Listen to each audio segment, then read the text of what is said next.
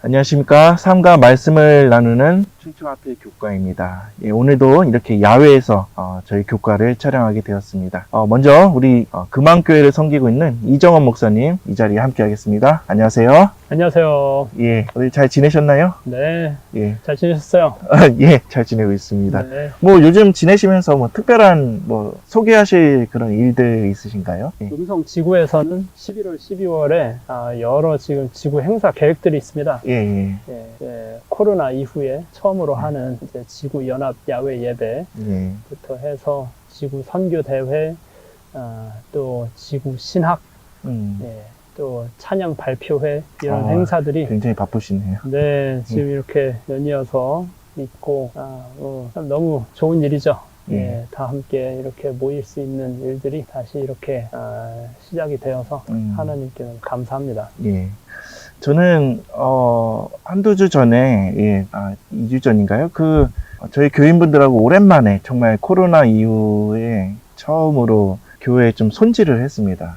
예. 페인트도 칠하고 뭐 좀 이게 바닥 뜯어진 데도 좀 다시 고치고 막 이렇게 네. 했는데 그러면서 점심 식사와 또 저녁 식사까지 했었는데 오랜만에 그렇게 해서 그런지 너무 그때 기분이 좋았습니다. 네. 그래서 이렇게 성도님들하고 교회를 이렇게 하는 게 이렇게 즐거운 일이구나 다시 느꼈던 그런 일이 있었습니다.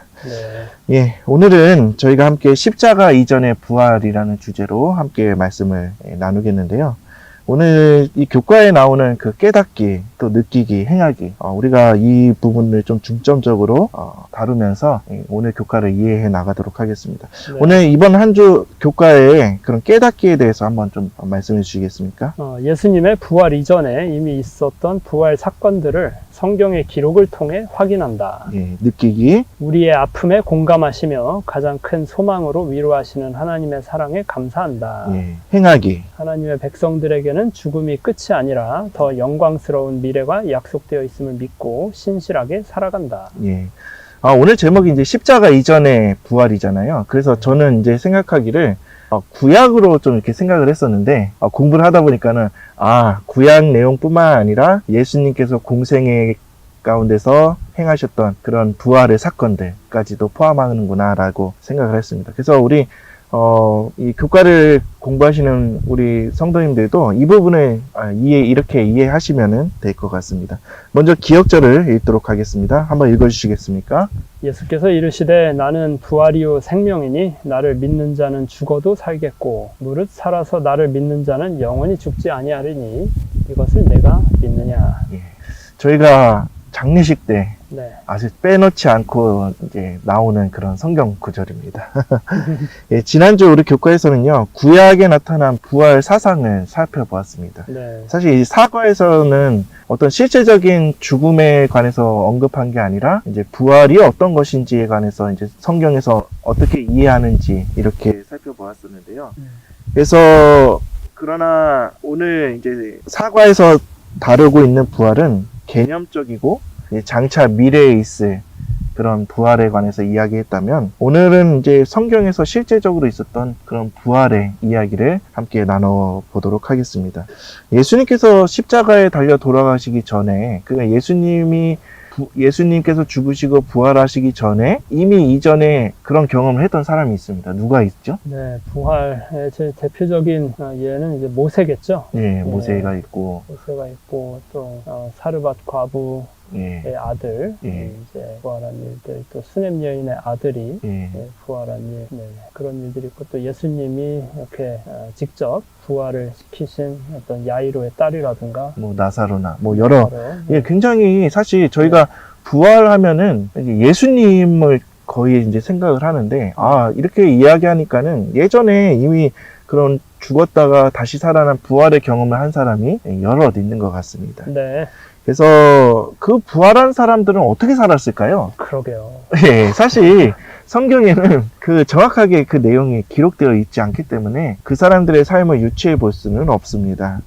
그러나 이번 주 교과에서는 예수님의 십자가 사건 이전에 그런 실제적인 그런 부활에 관해서 살펴보도록 하겠습니다. 모세의 부활. 우리가 성경에서 이제 접할 수 있는 모세가 부활했다라는 증거가 어디가 있을까요? 모세가 부활을 했는가 하는가. 제일 확실한 이제 증거는 그 변화산에서 예수님의 좌우편에 이제 모세와 엘리야가 나타난 그 일이 모세가 분명히 부활했다는 확실한 증거라고 생각합니다. 오늘 아주 교과에 나오는 그런 맥을 정확히 짚으신 것 같은데요. 그거 외에도 유다서 9절에 보면은 사단과 이제 예수님이 이 모세를 두고 이렇게 변론하는 일이 있었습니다. 유다서 9절에 보면은 모세의 시체 에 관해서 논쟁을 하는 것을 볼 수가 있습니다. 사실 영원불멸 사상으로 가득 찬 그 그리스의 교부들은 모세의 부활을 어떻게 이해했냐면은 육체는 땅에 있고 영혼이 하늘로 올라갔다라고 그렇게 이야기를 하고 있습니다. 그러나 이 주장은 완전히 성경적이지 않죠. 그래서 유다서 9절을 우리가 한번 정확히 읽어보도록 하겠습니다. 천사장 미가엘이 모세의 시체에 관하여 마귀와 다투어 변론할 때에 감히 비방하는 판결을 내리지 못하고 다만 말하되 주께서 너를 꾸짖으시기를 원하노라 하였거늘. 여기서도 보면요, 성경은 모세의 부활이 영혼이 살아나는 그런 영원 불멸이 아니라 실제적인 몸의 부활을 이야기하고 있는 것이 확실합니다. 그러네요. 사단은 모세가 이제 출애굽기 2장에 보면은 자기 동족을 죽이는 그런 사건이 있었습니다. 그래서 이 모세도 죄인이다. 그렇기 때문에 나에게 속해 있다라고 그렇게 이야기를 하는 것이죠. 그러나 예수님은 그렇게 그것을 인정하지 않았습니다. 그래서 여기도 보면은 마귀와 변론할 때 영혼에 관한 것이 아니라 모세의 시체에 관한 것이다 라고 이야기를 하고 있습니다. 그래서 헬라 원어도 보면은 이 부분은 이제 소마라는 단어로 몸 아니면 시체라는 단어로 쓰여져 있고요. 영어로도 우리 목사님 영어 굉장히 잘하시잖아요. 영어 성경에는 어떻게 표현하고 있죠? 아주 어려운 영어로 써져 있네요. Body of Moses라고 써져 있네요. Body of Moses. 영어로도 정확히 영혼이 아니라 The Body of Moses라고 이렇게 표현하고 있습니다. 그래서 부조와 선지자의 이 부분이 아주 정확히 나와 있는데요. 한번 좀 읽어주시겠습니까? 그리스도께서 친히 모세를 장사한 천사들과 함께 잠자는 성도 모세를 불러내시기 위해 하늘에서 내려오셨다. 그리스도께서 처음으로 죽은 자에게 생명을 주시려고 하셨다. 생명의 왕과 빛나는 천사들이 그 무덤에 접근할 때에 사탄은 자기의 주권을 빼앗길까봐 염려하였다. 그리스도께서는 사탄으로 더불어 언쟁하려고 하지 않으셨다. 그러나 그리스도께서는 이 모든 것을 당신의 아버지께 의탁하고 주께서 너를 꾸짖으시기를 원하노라고 말씀하셨다. 부활은 영원히 확실하게 되었다. 사탄은 그의 먹이를 빼앗겼고 죽은 의인은 다시 살 것이었다.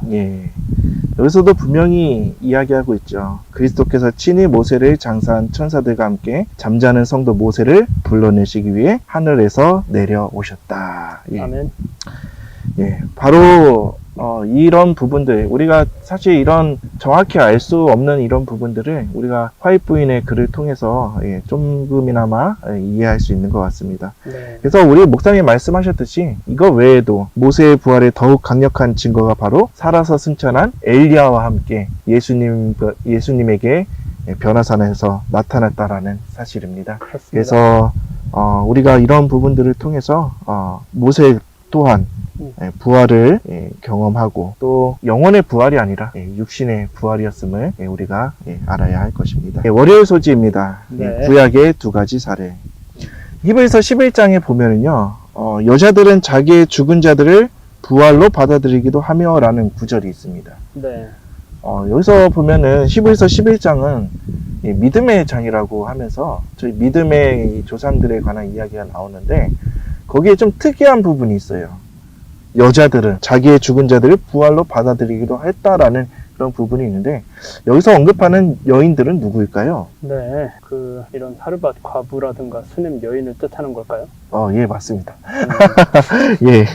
바로 열왕기상 17장과 또 열왕기하 4장에 나오는 그 사르밧 과부와 또 수냄 여인의 아들에 관한 이야기입니다. 저희가 잘 알듯이 이 히브리서 11장에 보면요, 저희 믿음의 선진이라고 불리는 아브라함이나 이삭이나 또 야곱이나 또 에녹이나 이런 사람들이 기록되어 있는데 네. 특별히 이 두 여자들에 관한 이야기가 이 히브리서 11장에 기록되어 있는 것이 좀 굉장히 좀 놀라운, 저도 공부하면서 굉장히 좀 놀랐습니다. 네. 그럼 이 두 이야기 좀 간략하게 좀 설명해 주시겠습니까? 네. 이제 사르밧 과부는 그 엘리야 선지자를 통해서 이제 성경에 소개되는 이 여인인데요. 예. 그 당시에 이제 이스라엘에 기근이 심하게 들어서 먹을 것이 없고 그런 상황에서 특히 옛날 시대에는 이런 과부들이 특히나 참 취약계층이었잖아요. 예, 맞습니다. 예. 생계를 꾸려가기 참 힘든 입장인데 아들이 또 이 여인에겐 하나 있었고 예. 이제 먹을 게 거의 이제 바닥이 난 거죠. 예. 마지막으로 빵 한 덩어리 만들어서 먹을 분량의 밀가루와 기름만 남아 있었고 그걸 이제 그냥 아들하고 만들어서 나눠 먹은 다음에 그냥 죽을 것만 생각하고 있었던 그런 사람이었는데 엘리야가 와서 이 밀가루와 기름이 계속해서 공급될 수 있게 해 주었죠. 그런데 이렇게 기적적으로 살아난 그 과부와 아들, 근데 그 아들이 특히 이제 나중에 병들어서 죽게 되었어요. 그랬더니 완전히 이제 호흡이 이제 끊어진 상태였는데 엘리야가 와서 하나님께 간절하게 기도를 하니까 그 아이의 호흡이 되돌아왔다. 그런 내용이 이제 사르밧 과부의 여인이 있고요. 네. 수넴 여인의 아들은 좀 특별하죠. 결혼을 했으나 아이가 없는 그 집안에 가서 그 선지자가 부부에게 이야기하죠. 그 여인에게 아들을 낳을 것이다. 네. 그런데 그 말대로 아들을 낳았으나 그 아들이 어느 순간에 죽음을 당하게 되었습니다. 그래서 그 수넴 여인은 엘리사가 있는 갈멜산으로 달려가서 자기 아들이 죽은 그 아들이 있는 곳으로 가자고 이렇게 요청을 했습니다. 그리고 결국에는 엘리사는 하나님께 간구함으로 그 아들이 다시 살아나게 되었습니다. 이 두 이야기를 통해서 저희가 배울 수 있는 점이 무엇일까요? 여러 가지를 배울 수 있겠지만은 특히나 핵심적인 저희가 꼭 기억해야 될 교훈은 역시 이 믿음이겠죠. 특별히 이 두 여인에게 있었던 믿음은 어떤 믿음이었을까요? 그 하나님께서 선지자를 통해서 부활도 이루어지실 수 있다. 라는 것에 대한 확신이었던 것 같습니다. 사실 저희야 이 성경의 이야기들을 통해서 이 부활의 이야기를 우리가 믿을 수 있겠지만은 사실 이 당시에는 그것이 이 부활 사상이 그렇게 흔하지 않고 좀 뭐랄까요, 좀 믿기 어려운 부분이었는데 어떻게 이 두 여인이 이런 믿음을 가질 수 있었을까라는 좀 생각이 들기도 합니다. 단순한 믿음이었고 정말 순수한 믿음이었다고 저는 생각이 듭니다. 이들 입장에서는 내 아들을 살려주시고, 과거에도 이제 살려주셨고, 또 원래 없던 아들인데 이 땅에 태어나게까지 해주신 분이 이제 하나님이신데, 이런 어떤 좀 죽었다, 이 아이가 죽었다. 그러면은 애초에 무에서 유로 창조된 아들이었는데, 또 다시 살려주실 수 있지 않겠느냐 하는 그런 믿음을 가졌던 거 아닌가 싶습니다. 예, 맞습니다. 선지자왕 239페이지에는 이렇게 기록하고 있습니다. 그리스도께 충성을 다하는 사람들은 그리스도께서 재림하실 때 곧 죽음이 그 쏘는 힘을 잃고 무덤이 그가 주장했던 승리를 빼앗길 때 보상을 받게 될 것이다. 아멘. 결국 이 보상이라는 것이 부활에 관한 보상이겠죠. 사실 우리도 마찬가지인 것 같아요. 부활의 그런 믿음이 저희가 많이 듣고 배웠지만은 좀 부족한 것 같아요. 네. 저도 이제 장례식을 이제 참여하면서 장차 이 부활에 관해서 이야기하지만은 그러나 그거보다 당장 이 땅에서 보지 못하는 그런 슬픔이 더 크다라는 것을 저도 느끼게 되었습니다. 네. 그래서 정말 이런 사르밧 과부와 수넴 여인이 가졌던 그러한 믿음이 또 오늘날 우리에게 필요하다라는 그러한 사실을 깨닫게 되었습니다. 네. 화요일 소지로 넘어가겠습니다. 나인성 과부의 아들. 예수님의 공생애 가운데서 가장 많이 하신 일이 무슨 일이실까요? 네, 혹시 그 병자들을 고치시는 일을 많이 하셨다라고 저희가 들은 것 같습니다. 병자들과 함께하고 가난하고 또 소외된 자들을 돌보시고 하는 그런 일들을 많이 하셨죠. 그래서 이런 예수님의 그런 사역을 통해서 많은 사람들이 이분이 정말 메시아이구나라는 것을 믿게 되었습니다. 네. 그래서 정로의 계단에는 다음과 같이 이야기하고 있습니다. 한번 읽어주시겠습니까? 병자의 신음소리가 아무 집에서도 들리지 않는 촌락들도 있었나니 이는 예수께서 그 가운데로 지나시며 그들의 병을 고쳐주신 까닭이었다. 그의 사업은 그가 기름 부음을 받은 증거가 되었다. 사랑, 자비, 긍휼은 그의 생애의 온갖 행동에 나타났나니 그의 마음은 인류에게 부드러운 동정을 나타냈다. 그는 사람의 소원을 풀어주시기 위하여 인성을 쓰셨다. 아무리 가련하고 비천한 자라도 그에게 가까이 나아가기를 두려워하지 아니하였다. 비록 작은 아이들이라도 그를 잘 따랐다. 예. 이 표현, 예수님께서 지나가신 곳에는 병자의 신음소리가 들리지 않았다. 네. 예수님께서 얼마나 많은 사역을 하셨는지 짐작할 수 있는 부분인 것 같습니다. 네. 이러한 일을 하실 때 누가복음 7장 11절로 17절에 보면 이렇게 병자들을 돌보시고 가난한 자들과 소외된 자들을 돌보시는 와중에 나인성으로 가셨을 때 한 사건을 기록하고 있습니다. 대충 어떤 내용인가요? 예, 나인성에 과부가 있었는데 예. 이 과부가 또 아들이 있었어요. 예, 예수님은 특히 이런 소외계층, 참 취약한 그런 처지에 처한 그런 사람들을 특히나 불쌍히 여기시고 사랑하시는 거 아닌가 하는 그런 생각이 드는데요. 예. 이 말씀을 볼 때 이 과부에게 아들이 딱 하나 있는데 정말 그 과부 입장에서 그야말로 자기 인생의 전부 아니었겠어요. 전부겠죠. 예, 그 아들이 이제 정확하게 나이는 당시에 몇 살이었는지 모르겠지만은 상당히 좀 장성한 아들이었을 수 있는데 예. 그 아들이 어느 날 갑자기 목숨을 잃게 되었고 이제 장례를 치르는데 참 그 슬픈 장례식이었죠. 예. 장례 행렬을 보시고 예수님이 가셔서 울지 말라고 하시고 그 관을 손으로 잡으셨어요. 예, 맞습니다. 그리고는 아들을 향해서 청년아, 내가 너에게 말하노니 일어나라 하시면서 부활을 시키시는 그런 일이 있었습니다. 예. 이런 예수님은 참 가는 곳마다 이 불쌍한 사람들을 만났잖아요. 이런 네. 것들이 그냥 우연이었을까요? 예수님께는 우연이란 없죠. 예, 그렇죠. 예수님께는 우연이란 없죠. 아마 예수님께서는 이 나인성 과부의 그런 울음소리를 들으시고 네네. 또 그쪽으로 발걸음을 향하지 않았을까 생각을 하게 됩니다. 네네. 그래서 그 장례는 그 과부의 아들의 장례였는데 정말 우리 목사님 말씀하셨듯이 그 여인의 인생의 전부였을 것입니다. 그 여인이 우는 그 장면, 예수님의 마음은 어땠을까요?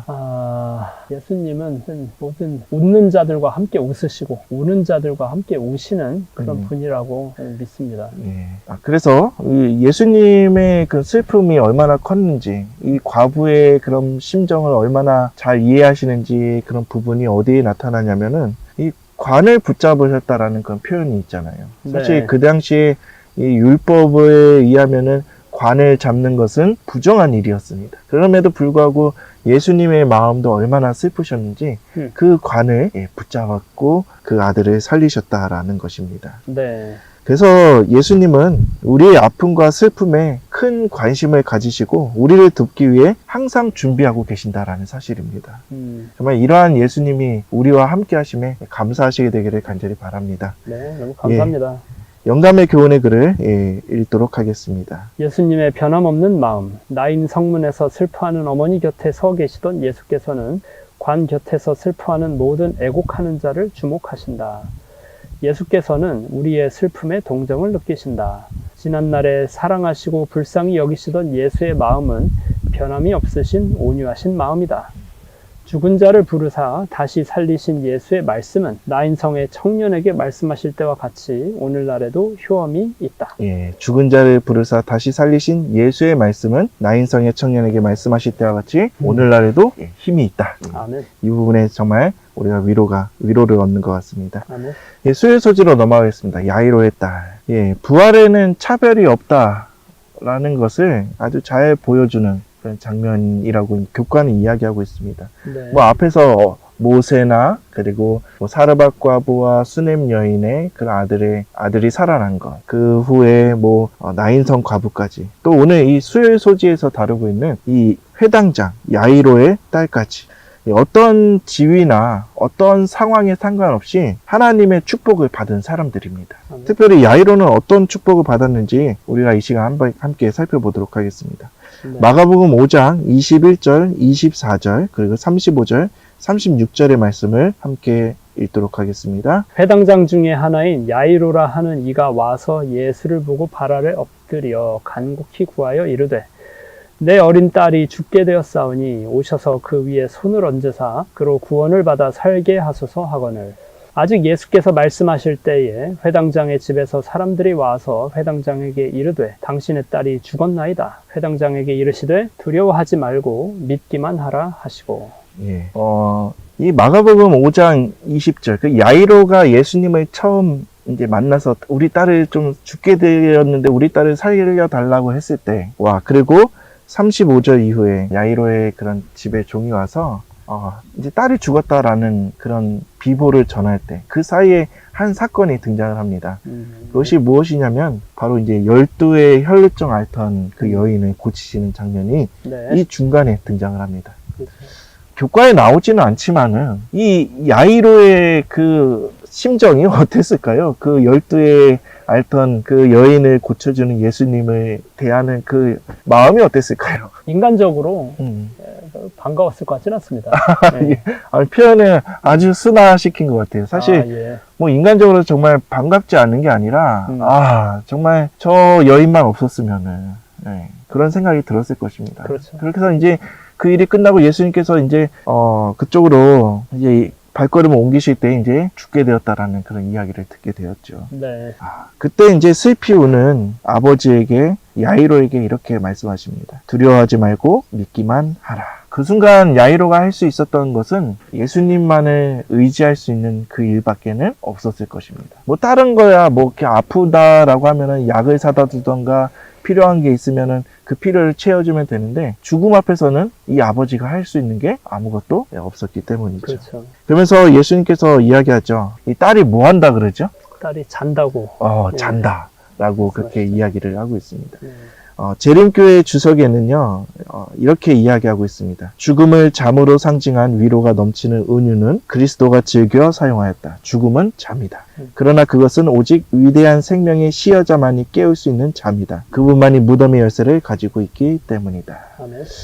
정말 이 성경이 얼마나 은혜가 넘치는 그런 말씀인지 여기서 좀 저는 깨닫게 되었습니다. 죽음을 잠으로 표현해서 잠자는 사람은 얼마 있지 않으면 반드시 깨어나기 때문에 참 이 은유적 예수님의 이 잔다라는 이 표현, 성경적 표현이 굉장히 우리에게는 은혜인 것 같습니다. 아멘. 그러나 거기 그 자리에 있던 많은 사람들이 예수님께서 그 말씀을 하시자 비웃었죠. 왜 비웃었죠? 그들은 이제 그렇게 생각지 않았고 그렇게 믿지 않았기 때문에 비웃은 거겠죠. 예. 야이로의 딸이 죽었는데 뭐 잔다라고 표현하고, 그리고 그 예수님께서 그 잠잔다라는 그런 뜻을 올바르게 이해하지 않았기 때문인 것이죠. 네. 우리가 이 아이가 죽은 것이 아니라 잔다라는 이 예수님의 말씀을 통해서 이 죽음에 관해서 우리가 무엇을 배울 수 있을까요? 이 죽음이라는 것이 사람이 보는 관점과 하나님이 보시는 관점이 엄연히 이제 큰 차이가 있다는 것을 알 수 있는 것 같습니다. 사람이 보기에는 죽음 하면은 제일 무서운 것이고 끝이고 두렵죠. 그냥 정말 두려움 그 자체로 이제 우리가 생각을 하곤 하는데 하나님께서 보실 때는 두려울 게 아무것도 없다는 것이에요. 두렵죠. 뭐 하나님이 보시기에는 저희에게도 하나님을 믿는다면 아무것도 두려워할 것이 없다라는 것을 이러한 표현을 통해서 다시금 좀 새롭게 상기시켜 주신다고 생각을 합니다. 잠자는 것이다. 얼마나 편안해요. 생각만 해도 편안하고 뭐 매일마다 우리가 경험하는 일이고 그렇게 뭐 이것을 가지고 크게 막 이렇게 두려워할 것도 없고 걱정할 것도 없다. 라고 말씀하신다고 저는 생각합니다. 예, 사실 우리가 이제 장례식장이나 이런 죽음 앞에서 굉장히 슬퍼하는 게 사실 우리의 좀 믿음의 부족 때문에 그렇지 않나 생각을 하게 됩니다. 인간적으로. 물론 그 인간적으로는 슬픈 일이지만은 네네. 우리가 믿는 자들로서 이런 믿음이 더 크다라고 하면은 또 이런 죽음 앞에서 정말 잠자는 사람을 기다리는 것처럼 담대해질 수 있지 않을까 생각을 해보게 됩니다. 맞습니다. 목요일 소재로 넘어가겠습니다. 나사로. 우리가 죽은 자 가운데서 살아난 사람의 예로 아마 예수님 다음으로 가장 많이 예를 드는 사람이 나사로일 겁니다. 그리고 우리가 장례식장에서도 가장 많이 사용하는 성경 구절이 오늘 저희가 기억절로 읽었던 나는 부활이요 생명이니 그 말씀을 저희가 가장 많이 읽는데요. 야이로의 딸처럼 나사로의 죽음을 예수님께서는 나사로가 잠잔다라는 그런 표현을 하고 있습니다. 물론 그 당시에 이제 예수님 곁에 있던 사람들이 그 잠의 의미를 올바르게 깨닫지 못해서 다시 예수님께서는 나사로가 죽었다라는 그런 표현을 쓰고 있습니다. 네. 예수님께서 나사로에게 도착하셨을 때 4일이라는 시간이 흘렀는데요. 이미 시체도 많이 부패한 상태였을 것입니다. 우리 요한복음 11장 23절로 27절의 말씀을 한번 읽어주시겠습니까? 예수께서 이르시되 내 오라비가 다시 살아나리라. 마르다가 이르되 마지막 날 부활 때에는 다시 살아날 줄을 내가 아나이다. 예수께서 이르시되 나는 부활이요 생명이니 나를 믿는 자는 죽어도 살겠고 무릇 살아서 나를 믿는 자는 영원히 죽지 아니하리니 이것을 내가 믿느냐? 이르되 주여 그러하외다. 주는 그리스도시요 세상에 오시는 하나님의 아들이신 줄을 내가 믿나이다. 이 마르다가 저는 여기 이 성경 구절을 보면서 마르다도 굉장히 큰 믿음을 갖고 있는 여인이구나라는 생각을 하게 되었습니다. 네. 마지막 날 부활일 때에는 다시 살 줄을 내가 아나이다. 아멘. 저는 여태까지 이런 고백을 하는 그런 사람들은 별로 본 적이 없는 것 같습니다. 네. 그러나 마르다는 예수님 앞에서 아주 큰 믿음을 보여주고 있습니다. 그러나 예수님께서 하신 그 말씀, 또 마르다가 한 그 부활의 소망이, 마르다는 이제 미래에 관한 그런 부활을 이야기했지만은, 그런 예수님께서는 그 시간 바로 이 부활의 소망을 보여주시는 것을 볼 수가 있습니다. 네. 나사로야 나오라. 바로 그 순간에 그곳에 있던 사람들이 하나님께서 이 생명을 주시는 그 장면을 목격하게 되었습니다. 그 능력은 세상을 존재케 했던 능력이고 마지막 때 부활을 통해 죽은 자들을 다시 살려내는 그런 능력이었습니다. 정말 우리가 이 나사로의 이야기를 통해서 우리 또한 그런 믿음을 가지고 정말 부활의 소망을 가지고 살아야겠다라는 그런 생각을 하게 되었습니다. 이제 마지막으로 금요일 소지에 있는 말씀을 읽고 마치도록 하겠습니다. 그리스도의 신성은 믿는 자에게 영생에 대한 보증이다. 예수께서는 나를 믿는 자는 죽어도 살겠고 무릇 살아서 나를 믿는 자는 영원히 죽지 아니하리니 이것을 내가 믿느냐고 말씀하셨다. 이곳에서 그리스도는 당신의 재림의 때를 내다보신다. 그때 죽은 의인이 썩지 않을 몸으로 부활하겠고 살아남은 의인은 죽음을 보지 않고 하늘로 데려감을 받을 것이다. 그리스도께서 나사로를 죽은 자들 가운데서 일으키심으로 곧 행하시려는 이적은 모든 죽은 의인의 부활을 대표한 것이다. 그의 말씀과 행하신 일로서 예수께서는 자신이 부활의 창시자이심을 선언하셨다. 미구의 몸소 십자가에서 죽으실 그는 사망의 열쇠를 잡으시고 무덤의 정복자로 서셔서 영생을 주실 수 있는 그의 권리와 능력을 주장하실 분이었다. 네, 아멘. 오늘 결론의 말씀을 읽고 마치도록 하겠습니다. 예수님의 부활이야말로 하나님을 믿는 우리 또한 부활하게 되리라는 가장 확실한 보증이지만 예수님께서도 부활하시기 전에도 이미 하나님의 능력으로 부활한 사람들이 있었습니다. 하나님께서는 우리의 아픔을 기억하고 계시며 가장 큰 소망으로 우리를 위로해주고 있다라는 사실입니다. 죽음이 끝이 아니라 잠이라고 하신 예수님의 말씀을 믿으면서 부활의 아침을 간절히 사모하며 살아가는 우리 모든 성도님들 되시기를 간절히 바랍니다. 묵상으로 마치도록 하겠습니다.